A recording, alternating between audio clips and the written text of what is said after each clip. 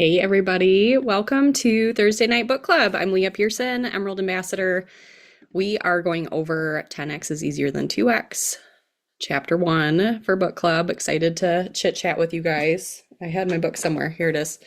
Um, I loved the intro last week. I loved the content that he shared this week. I wanted to draw your attention to page 24 really quick before we get started in case you missed this. It's in the introduction. He is just really intentional, obviously, like the way he talks about his life. He's intentional with everything. So, of course, he's going to be intentional with writing. Talks about what you're going to see in each of the chapters coming up. And that was really helpful for me. I read that before and after I did chapter 1, and I'm like, yep, that's exactly what he did. So, if you want to take a look at that, that kind of gives us a summary of, what chapter 1 is, what we're going to go over tonight, and then also, like I said, where we're going. So you kind of get a flow for what's coming. And I think that'll encourage you to keep reading too. In the first chapter, it says of this book, you're going to learn the details of this process of 10x. You'll begin to see exactly why 10x and 2x are direct opposites, and why 10x is far easier, simpler, and more exciting than 2x. This process is highly imaginative, strategic, and practical.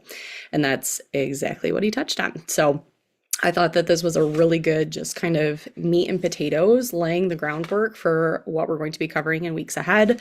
I love the simplicity that he laid out with the 10x growth that was covered in this chapter. And I think, there are so many opportunities for growth with technology now. Meat and taters. Yes, it's a Michigan thing. The meat and taters of all of this.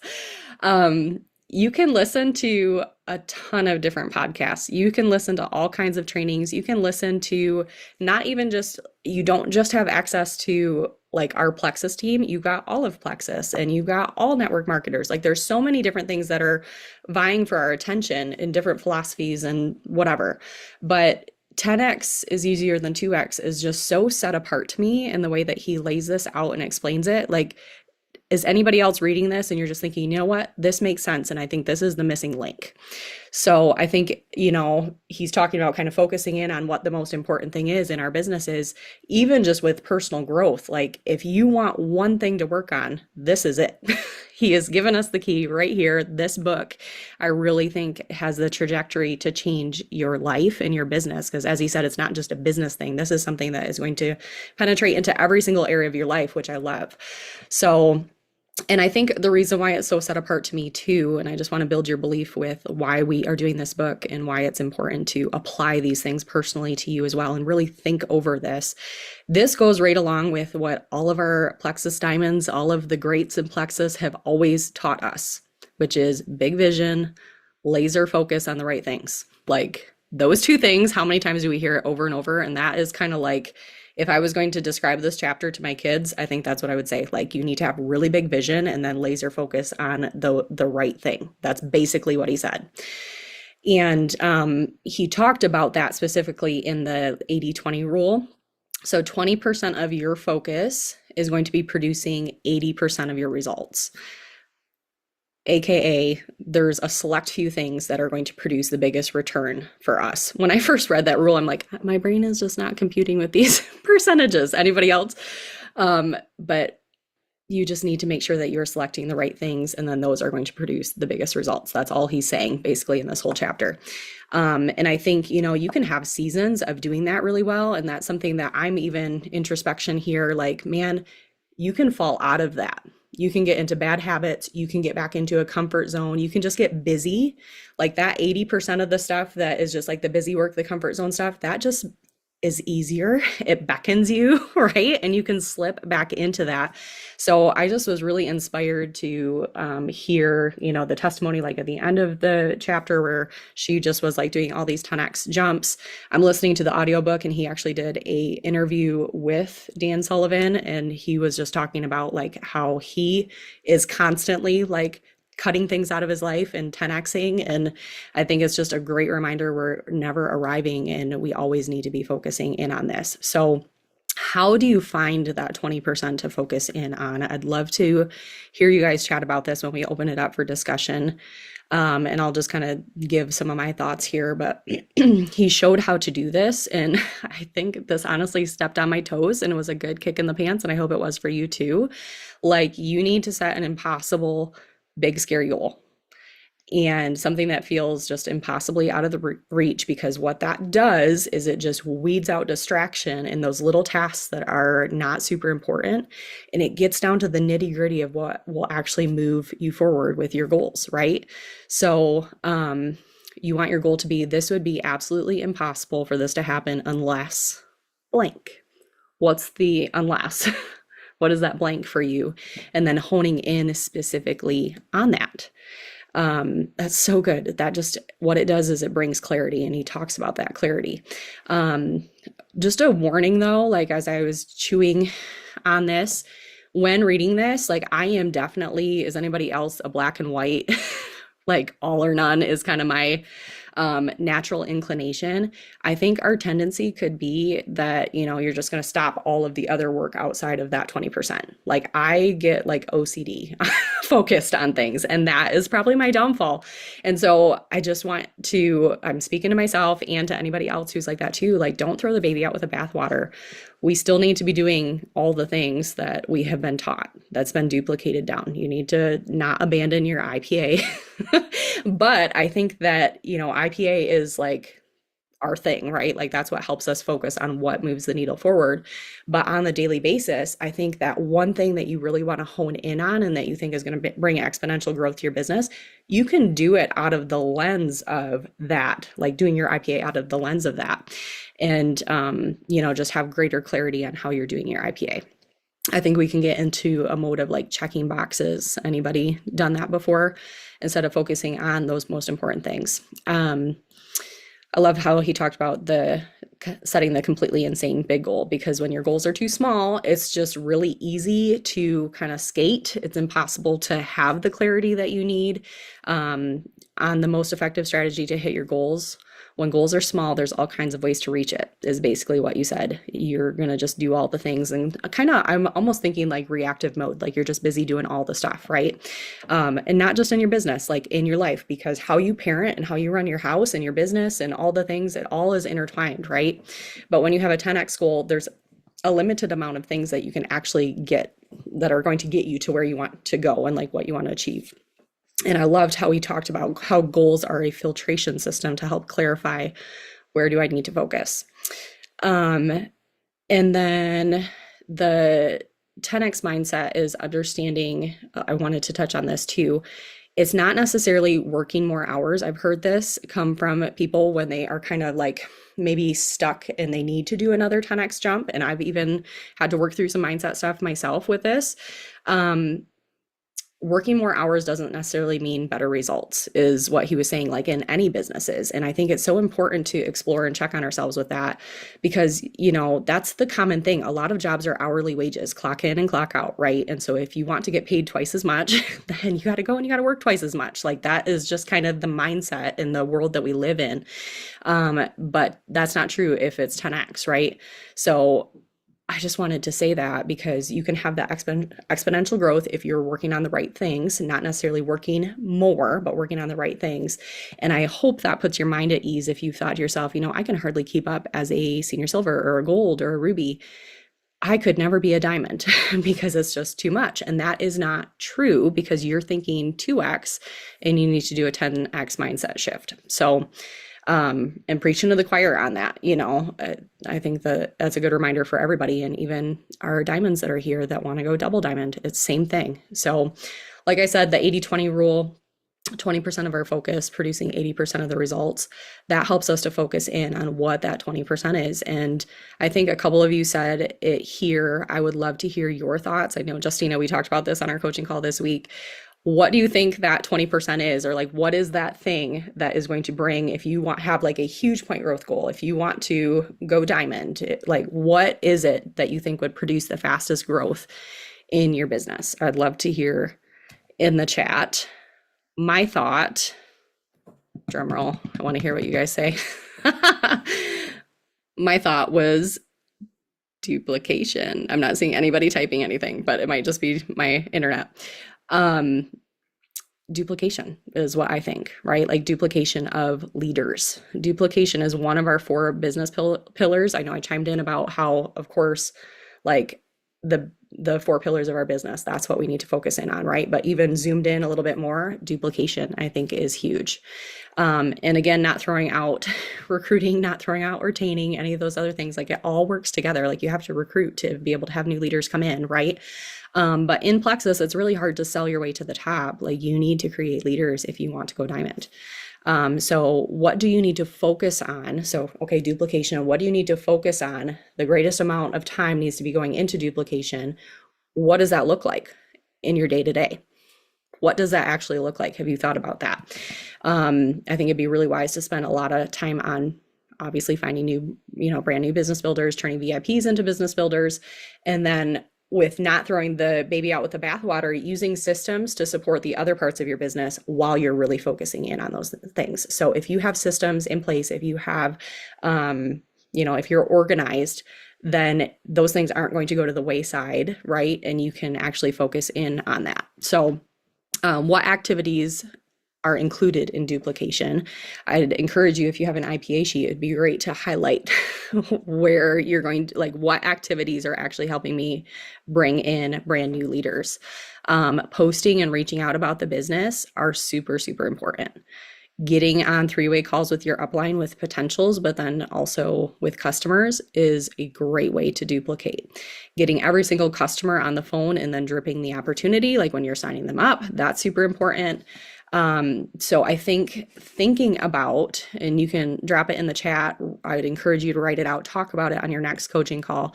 What daily, weekly, and monthly activities should you be doing to hone in specifically on duplication? Like make a list of that. And I think that if you have that on the forefront of your mind, keep it in front of you, like while you're doing your IPA, like I said earlier, your whole IPA is going to be like coming from the lens of, I want to bring in new leaders. And if you have other thoughts on the 20%, I'd love to have you unmute and share too, in a little bit here. I have highlighted on my IPA sheet, like I said, the like most important things. I think that is really good because the IPA sheet again is like, here's the most important things. And then what on there should you do first? I loved the part about the real estate agent and just hearing her. One thing that really stood out to me and that encouraged me and kind of gave me a kick in the pants too was every single time she hit that leadership lid and she's going to go for another jump, she was always working on herself and really growing as a leader. Because of course, if you're going to be raising up other leaders and duplicating that leadership, then of course you need to raise your leadership lid, right? Because you're the law of the lid, you're not going to be attracting any leaders that are above you, generally speaking. So you need to make yourself better so that you can attract great people as well. And I saw that in her. I thought that was so awesome. Yeah, we're at 9:14. I'll open it up. Would love to hear your thoughts. Do you agree with me on duplication? Do you have other thoughts? That's not all inclusive. I can't share all my thoughts in 14 minutes, but would love to hear what you guys have to say.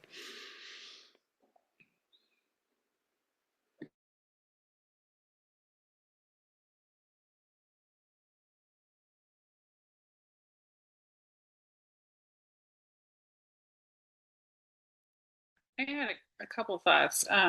First of all, what you were just speaking to was, raising our lid. And I think sometimes we look at that and we think, okay, well, I'm gonna, listen to book club, or I'm gonna just start reading this book, and that's gonna be my leadership growth, or I'm gonna listen to this podcast, or whatever that may be.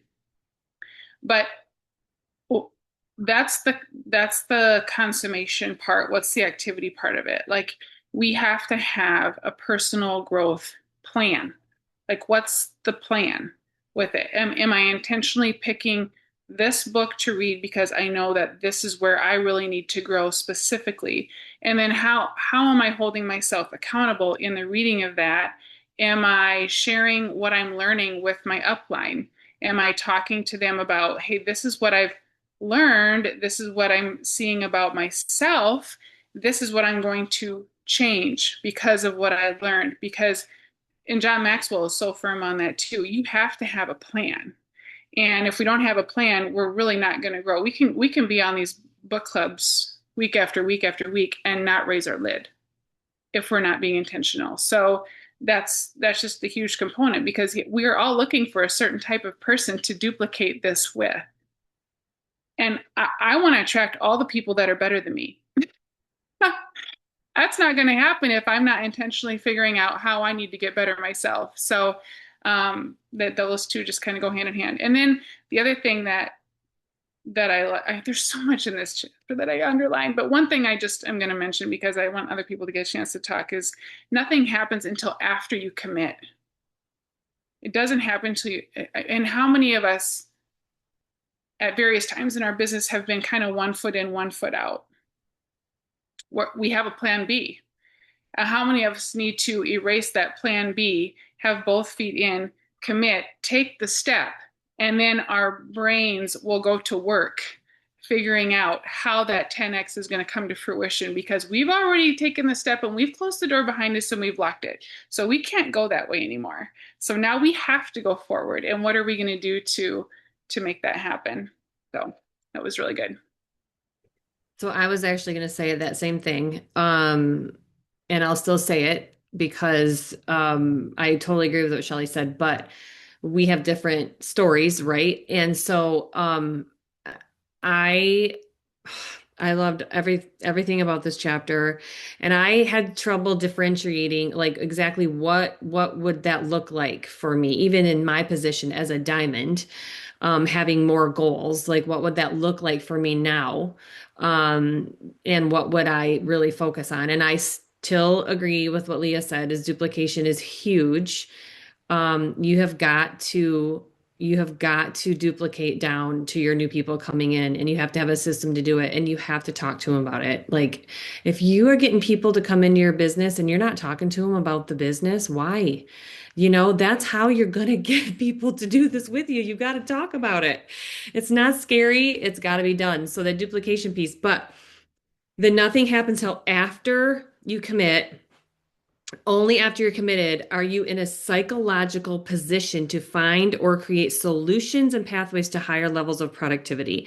This was precisely what I found in my research of point of no return. After a person's perceived point of no return, which was the moment of commitment, often involving financial investment, their focus, motivation, and insights skyrocketed. As one entrepreneur I interviewed in my research told me, it's like I become Neo in the Matrix and can dodge bullets.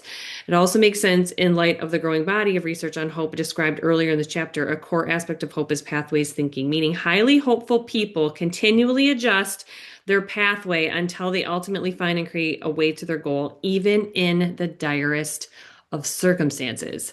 So thinking back to my journey to Diamond, I 100% committed. I did not have a foot out. I was like, this is the answer for me. I know it will work. I know that this is a legitimate business that can bring me, $30,000 a month. I know that. And I was 100% in. I did not ever think I'm not going to not do this. I'm not going to not duplicate. I'm not going to not get on a team call or not share with somebody or ask them who their three people are. I'm not going to not. Like it was a non-negotiable. Everything. I did it because I knew I was going to hit Diamond. I'd committed to that. And I knew it was our answer to all of our financial struggles and our dreams coming true and all the things. And so I think you guys, Shelley, what Shelley said is spot on. Like, why are you half on the fence? Why are you not fully committing? You need to ask yourself that if that's the case. It's really important to be committed. And that comes down to belief, I think. Like, we can have that with 80/22, right? Are you fully believing that this is your answer? So, yeah. And that's why you're a diamond cell, because belief, you just said it boils down to belief. And when you believe it, you will make it work. You will make the goals, even if they're scary, all that. So kudos to you. Proud of you. You're a great, great leader. So many thoughts going around in my head, but I wanted to mention two things that really stuck out to me. Going for 10x requires letting go of 80% of your current life and focus. If we are really wanting to do this, are we actually willing to let go of the 80% that isn't helping us? That's big because we want it all, right? But we can't have it all. So we have to be willing, at least not at the same time. So we have to be willing to give some things up while we work for that 20%. And that's a big, big thing. It's a big choice. That's personal for everyone if they're willing to do that or not. And then the other thing was, I loved this. I don't know why the verbiage just struck me, but 10x is fundamentally and qualitatively different from what your life looks like now. It's a complete transformation, not simply rearranging the furniture. Oh, I was just like, you guys, I've just been rearranging the furniture. That's all I've been doing. I'm like, it's time to throw out the furniture. And I just was like, man, I love that. Love that. Yeah, there's so much more, but those were two things that were so great. I love it, Shelley. New sofas for all. That's funny because I actually was gonna say, "Ooh, who's getting a new couch?" Um, but I also agree with that. I had some interesting things come up during this um chapter. One of them was I tend to get ahead of myself a little bit. So then the thing was, only once you make your goal impossible will you stop operating based on your current assumptions and knowledge. And I was like, okay, but every time that I make my goal impossible, something happens in my life, and then I get scared, and then I started asking questions um, like I made notes or whatever in my ebook, and it was like, okay, but how are you supposed to do that without without all of these things from the past coming back up into it? And then of course they answered all those questions as we went. But it just was kind of like, okay, that's true, right? Like it's so true that if we're so willing to just say, like, assume that everything is just going to continue happening the way that it was, then nothing's going to change there. And so as Janella mentioned too, like even giving up like the 80%, I was like, what is that 80% that I'm willing to give up? And there's a lot of things in my brain that came up, but just in my personal life and just kind of like I was like, oh, you know what? Maybe I didn't even have to remove some of that 80%.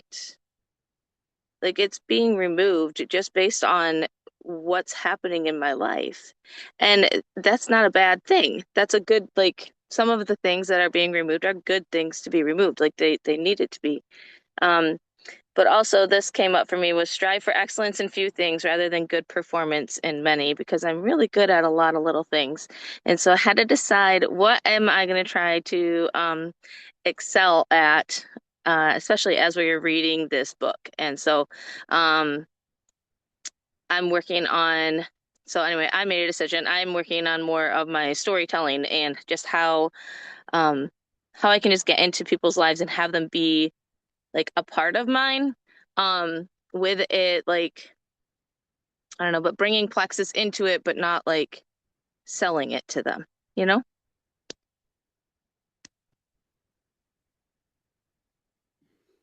Thanks for sharing that, Emily. I don't know, I don't think it was in the physical book, but the audio in that interview, I think they were talking about like making a list of all of the tasks that you have to do in a quarter. Was this in the book or was that the audio? And essentially it was like, okay, and then highlight what is actually the 20%.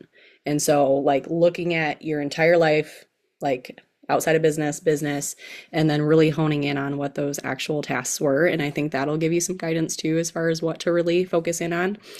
And then I love the idea of the storytelling, Emily, and I would just say, like, if you really want exponential growth in your business with bringing in new leaders, like connecting in a way that you're like, I think connection is huge. but then also like that is just one piece of it, and then also converting them, right? Like not just chit chat, but converting them and bringing them in and inviting them to share their story so that you can hear pain points and help provide a solution to them. So continuing that and not just stopping at I am going to work on storytelling, like bringing that full circle to what is the most important thing to move my business forward, Plexus specifically, bringing in new leaders, right? So I think that's a great piece of it, though, for sure. Like posting and that attraction marketing to bring in new leaders is huge.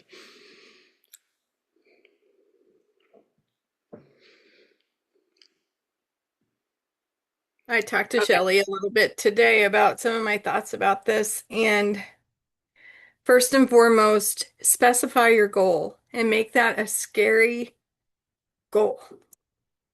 Make it something that you can't do on your own, that God has to help you with. Because that's where He's going to get the glory for it. That's where things are going to excel far beyond your belief. But your belief has to be in Him and in this system. This can work. I will be a diamond. You have to keep telling yourself that. And the other part was quantity over quality. And the things that I know when he asks, what are you going to have to get rid of? The things that I know and did a gut check on, scarcity mindset, lack of belief, comparison, fear. All of those things are the 80% that hold me back from going forward. And those are good things to get rid of. There is never any time that God wants you to hold on to that stuff. So the other thing that I told Shelley is I have to commit to Him that I am going to let Him lead. And instead of leading and then dragging Him along and saying, why didn't you validate that? You know, but putting Him first in all things. And then all of these other things are going to be added to it. But learning everything that I can, that He has placed in my path so that I can use it to grow and to grow others and to help others. And it's just a ministry in itself. So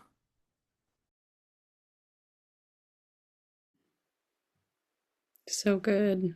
Yeah, it's not just physical things. Like I was thinking, yeah, I need a mother's helper and like some of these other things, to do my dishes and extra stuff, but sometimes it's between our ears too. That's so good. Mm-hmm. Okay, I told my upline I would read my things, so I will. Am I on? I think I'm on. Okay. So here's what really stood out to me from this chapter. The author kept talking about how every 10x jump requires letting go of the previous 80%. And at first I thought he was mostly talking about specific business tasks, but I realized it's really about becoming more intentional with where we spend our time and energy. I thought about my own business, and this gave me a lot of clarity. I've spent a lot of time posting product information and other people's testimonies in vendor groups. Those things have their place, especially after I've built a relationship with someone who's looking for encouragement or has a specific health concern. But what I've noticed is that the posts that create the most meaningful conversations are different. They're my own story, my educational posts that simplify complicated health topics, and the series that I've been writing to help people understand their health and get to know me. It helped me realize that what I really want to be known for isn't simply selling a product. I want to be someone who helps people understand their bodies better, gives them hope, and offers practical steps that they can actually take. Plexus is an important part of that, but it's one tool with a much bigger mission. So I think that this chapter helped me identify my own 20% going forward. I want to spend more of my time creating the kind of posts that only I can create, instead of spending so much time repeating things that anybody could post. The question I want to start asking myself before I create or share anything is, if someone followed me for the very first time today, would this post move them one step closer to knowing me as someone who brings understanding, hope, and practical help? If the answer is yes, then I know I'm moving in the right direction, in the direction that I want my business to go. So to speak to what Leah said about duplication, for me, that would mean that I would want to duplicate a team of people who focus in on their own personal passion and sharing their own story, things that have really made a difference in their own lives and what they're passionate about, not just thinking of duplication as them copying me, but of them duplicating the authenticity and uniqueness of their own journey, just like mine has to be authentic and unique to me, because we don't need a whole bunch of copies of the same person. What we need is a whole bunch of people being really genuine about what they're truly passionate about. That's all. I love that, Bonnie. Thank you. I think there's such deep wisdom to what you just shared, because basically what you're saying is like building trust with people, right? And that is a foundation to every single thing we do, every single pillar we have. Like, that's the foundation. So that is huge. And I think that's how we build our businesses, with integrity and with people focus, which is honoring the Lord too. And I think that goes with what Gina was saying too, as far as like the mindset stuff, because we have our 4 pillars. That is like what we're supposed to be honing in on in our business, right? Duplication is one of those 4 pillars, but that's with the foundation of mindset. So that's so, so important. I love that. I love hearing all you guys share tonight. Just listening to you guys, I just wanted to share some thoughts as I'm like hearing everything. And wherever we're all at right now, and I've been in different seasons with my business too, we can all grow 2x. And where what he's talking about here, like we can keep doing what we're doing. We can stay. We're all probably at a level of comfortability in one form or another in our business. And but the difference between what he's doing with the 10x is a lot of what you guys are already saying. And it's going to be, a couple people have mentioned already, is doing something that's uncomfortable. It is going to be hard. So if you're wanting to commit, like people are saying, then you have to know and be ready. And if you're not ready, then be honest with yourself. But if you're ready to commit, then I'm excited, because I think this book is 100%, if you've already read it or if you're reading it for a second time, it's going to get you there, because you're going to be prepared and ready to do what's uncomfortable and what's necessary. So like he says on 44 there, he says, okay, you're going to set the clear and specific goals. You're going to get immediate feedback, which means if you're getting immediate feedback, you're going to be ready for the failures and the things that you're not always doing well. And you're going to be okay to become like face to face with a reality check of being honest with yourself of what needs to be improved or what needs to be fixed, all these kind of things, which is not always easy. It's not easy to be honest with ourselves, what we're doing well or what we're avoiding, or what is something that we don't want to do because it's uncomfortable. So we're going to look for the feedback. We're going to ask our upline for the feedback. And then we're going to, the challenge is to be above and outside the current skill level. In order to get above and outside of your current skill level, again, you're gonna have to do something that's hard. So if you feel fairly comfortable right now with how you're working your business, you feel like, yep, I've been going through the motions or whatever, then that's a good sign that, we're not at that 10x level, because we're going to have to do the things that are going to get us above and beyond that. And that includes, like what was mentioned too, with dropping the things that you have to let go, right? The things that you don't need. He quotes from Good is the Enemy of Great, being equally focused on what not to do and what to stop doing. And that again is going to be uncomfortable. If it is easy to drop something, it's probably not significant enough to drop to help your business, right? It's going to be something you don't want to drop. Probably it's going to be something that's not going to be easy to drop, and you might have to recommit to that every day. So that is okay. And it might just be for a season. It might not be forever. It might just be for the next 6 months or the next year or whatever it is. But figuring out what that is, and maybe that's talking to your upline and getting their feedback on, where do you see that I'm doing something that's not helping my business, or where I could hone in and drop some 80% or whatever.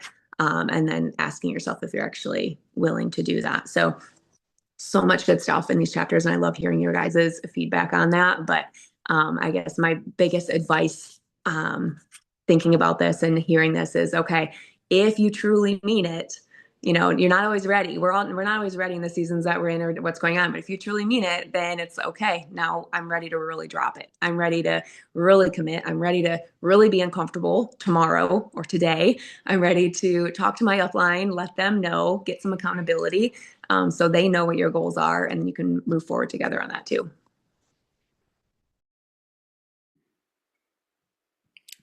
So good. Thank you, Grandma.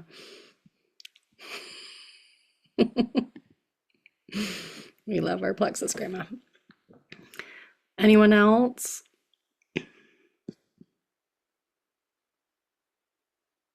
I'm just convicted by all of it.